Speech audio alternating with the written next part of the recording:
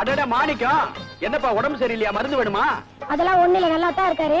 அவருக்கு அவசரமா பணம் வேணுமா? இந்த கோழியை வாங்கிக்கிட்டு பணம் கொடு.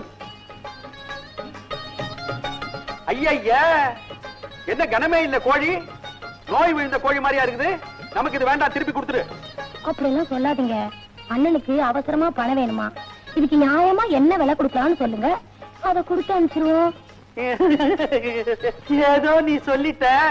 நியாயமா இது 1.5 ரூபாய் கூட தாளாது. நம்ம மாணிக்கம் 2 ரூபாய் கொடு.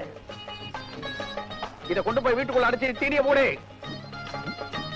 இத புடிங்க, ஒரு 2 ரூபாய் கொடுங்க. இத புடிங்க, நீங்க புறப்படுங்க. என்னடி கோழி எடுத்துட்டு போறான்டாலே? அது நம்ம வீட்டு கோழி தாங்க. நியாயமான விலைக்கு அண்ணன் கேட்டாரு. நீங்க தான் நியாயத்துக்குனே பிறந்தவராச்சே. உங்க வாயால என்ன விலை சொல்றீங்களோ அதை கொடுத்துட்டு வாங்கிட்டு போங்கன்னு சொன்னேன். அதான் கொடுத்துட்டு கோழி வாங்கிட்டு போறாரு. ஐயோ,